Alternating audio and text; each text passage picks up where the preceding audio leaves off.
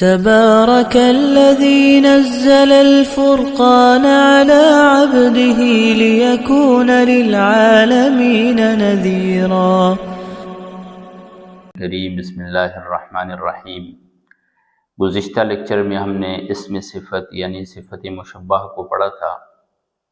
آج کے لیکچر میں ہم اسم مبالغہ کو پڑھیں گے۔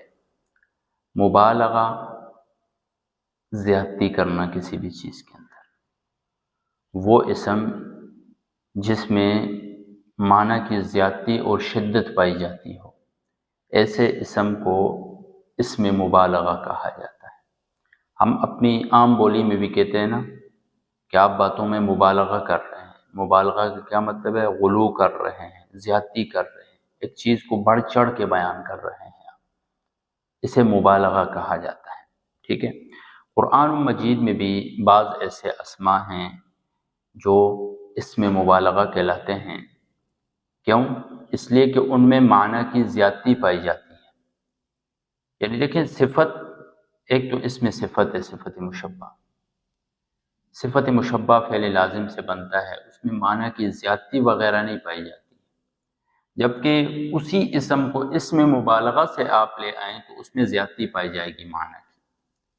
اب دیکھیں، معنی چند اوزان ہیں جو قرآن مجید میں بھی مستعمل ہیں، وہ کون کون سے ہیں؟ پہلا وزن ہے فعال۔ فعال، اس پر دیکھیں غفار، غفار، رزاق، اسی طرح فتاح، فتاح۔ دیکھیں غفار، غفور ہم نے پڑھا تھا، غفور، غفور بخشنے والا، لیکن غفار بہت زیادہ بخشنے والا۔ تو صفت تو وہی ہے، لیکن اس میں صفت میں معنی کی زیادتی نہیں پائی جا رہی ہے، مطلقاً بخشنے والا، لیکن غفور بہت، غفار بہت زیادہ بخشنے والا۔ تو یہ کیا ہے؟ اس میں مبالغہ ہے۔ اسی طرح ایک وزن یہ بھی آتا ہے فعول، فعول کے وزن پر، جیسے شکور، شکور وغیرہ وغیرہ۔ ٹھیک ہے، فعیل جیسے رحیم، عظیم۔ ٹھیک ہے، فعلان، رحمان، غضبان۔ ٹھیک ہے، یہ اسم صفت ہے۔ اس کے علاوہ بھی اسم صفت کی یعنی اسم مبالغہ ہے یہ، اس کے علاوہ بھی اسم مبالغہ کے اور بھی اوزان کے اوپر قرآن مجید میں مستعمل ہوئی، جیسے ان النفس لامارۃ بالسوء، بے شک نفس جو ہے یہ بہت زیادہ آمادہ کرنے والا ہے برائی کے اوپر، بہت زیادہ، الا ما رحم ربی، مگر جس نفس کے اوپر رب تعالی رحم کر لے۔ اچھا جی، الرجال قوامون علی النساء، اب دیکھیں قوامون زیادہ طاقت رکھنے والے ہیں۔ ان الانسان لظلوم، ظلوم فعول کے وزن پر آ رہا ہے۔ ٹھیک ہے، تو یہ اسم مبالغہ ہے۔ تو اسم مبالغہ میں صفت مشبہ کی بنسبت جو معنی ہے اس کی شدت اور زیادتی پائی جاتی ہے، سمپل اتنا آپ سمجھ لیں۔ ٹھیک ہے، اس کے بعد ہم آتے ہیں اسم تفضیل کی طرف۔ اسم تفضیل، تفضیل لغوی معنی ہے کسی چیز کو فضیلت دینا۔ لغوی معنی کیا ہے؟ فضیلت دینا۔ اور اصطلاح میں کہا جاتا ہے اسم تفضیل وہ اسم صفت ہے کہ جس میں ایک اسم کی بنسبت دوسرے اسم میں معنی زیادہ پایا جاتا ہے، یعنی معنی کو ایک اسم صفت جو پائی جا رہی ہے وہ اس کی برتری کو ثابت کیا گیا ہو ایک کے بجائے دوسرے۔ ٹھیک ہے، مثال سے آپ کو اچھی طرح سمجھ میں آ جائے گا۔ میں کہتا ہوں بکر احسن من خالد، اب دو اسم ہے، ایک بکر ہے ایک خالد ہے۔ احسن یہ صفت ہے، حسین ہونا، خوبصورت ہونا۔ بکر احسن من خالد، بکر زیادہ خوبصورت ہے خالد سے، یعنی خوبصورتی والی صفت جو ہے، خوبصورتی والی صفت خالد میں بھی پائی جا رہی ہے، بکر میں بھی پائی جا رہی ہے، لیکن بکر زیادہ خوبصورت ہے۔ بکر کیا ہے؟ زیادہ خوبصورت ہے خالد سے، تو یہ اسم تفضیل ہے۔ اسم تفضیل میں کیا ہوتا ہے کہ جو معنی، جو صفت ہوتی ہے، وہ ایک چیز میں دوسری چیز کے بنسبت زیادہ تصور کی جاتی ہے، زیادہ ظاہر کی جاتی ہے اس اسم کے ذریعے۔ اچھا جی، اسم تفضیل جو ہے یہ افعلو کے وزن پر مذکر کے لیے اور فعلا کے وزن پر مؤنث کے لیے آتا ہے۔ افعلو دیکھیں، احسن، وَنَحْنُ أَقْرَبُ إِلَيْهِ مِنْ حَبْلِ الْوَرِيدِ، اور ہم آپ کی شیرک سے بھی زیادہ قریب، تو اقرب، اقرب۔ ربکم اعلم بما فی نفوسکم، تمہارا رب زیادہ جانتا ہے بما فی نفوسکم، جو تمہارے دلوں میں، اعلم۔ اب دیکھیں یہ زیادہ والا معنی ہم کہاں سے کر رہے ہیں؟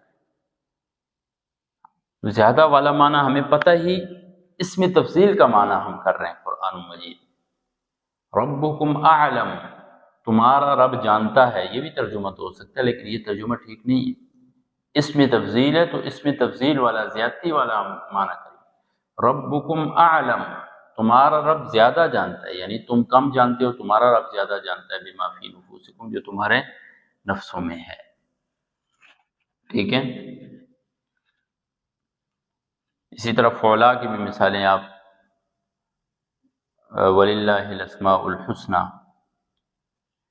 یا فعلا کی مثال ہم من کے ساتھ اگر لے آتے ہیں تو فاطمۃ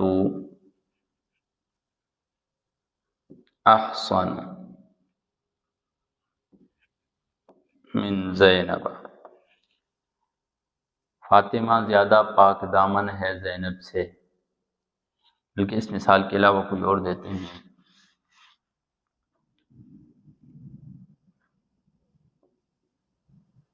فاطمہ تو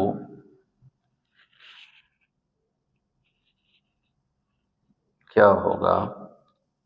حسنا من زینب،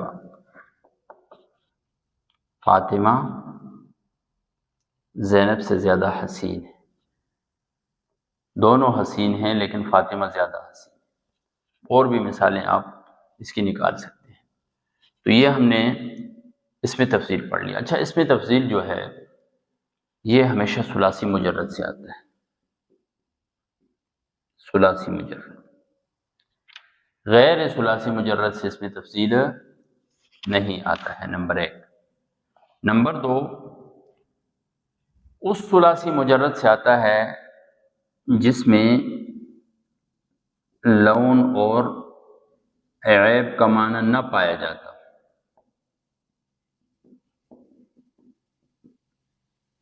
پہلی شرط ثلاثی مجرد سے آتا ہے، غیر ثلاثی سے نہیں آتا ہے۔ دوسری شرط، لون ایسے ثلاثی مجرد سے آتا ہے جس میں لون اور عیب کا معنی نہ پایا جاتا۔ لون کسے کہتے ہیں؟ رنگ، احمر، ٹھیک ہے، اسود، اور عیب اعور، کانا، کانا جو ہوتا ہے نا، اعور، احمق، پاگل، تو یہ اسم تفضیل اس سے بھی نہیں آتا ہے۔ ٹھیک ہے؟ اسی طرح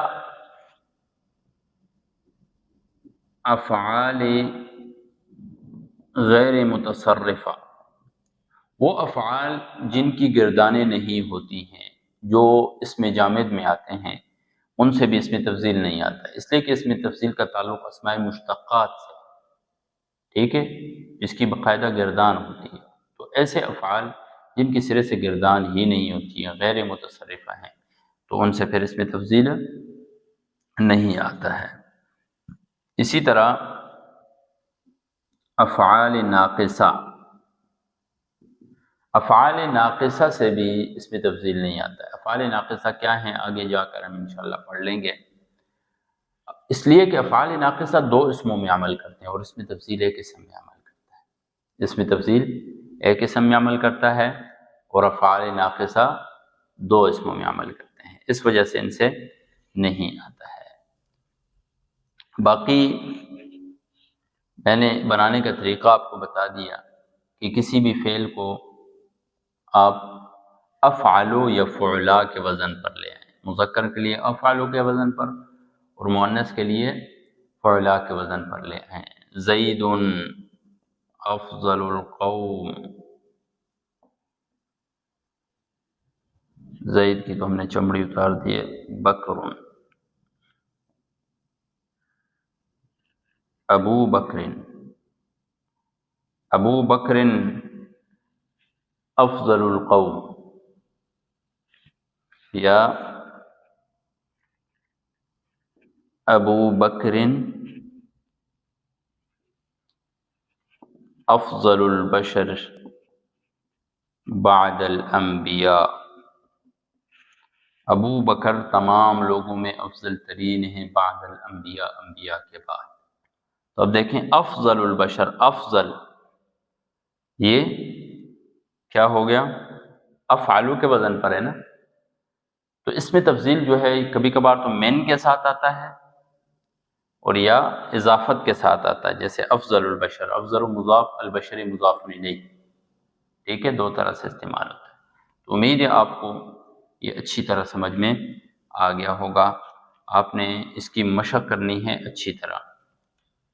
هو ارحم الراحمین، قرآن مجید میں دیکھیں ارحم، ان شانئک هو الابتر، ان اہون البیوت لبیت العنکبوت، سب سے کمزور گھروں کے اعتبار سے سب سے کمزور گھر جو ہے وہ کیا ہے؟ عنکبوت، کس کا ہے؟ مکڑی کا ہے۔ ان اکرمکم عند اللہ، تم میں سب سے معزز وہی ہے اللہ کے ہاں، اتقاکم، جو زیادہ متقی ہو۔ وللہ الاسماء الحسنى، لہ الاسماء الحسنى، فعلا کے وزن پر۔ اس طرح مزید بھی آپ جو ہیں قرآن مجید سے اچھی اچھی مثالیں نکال سکتے ہیں۔ جزاکم اللہ خیر۔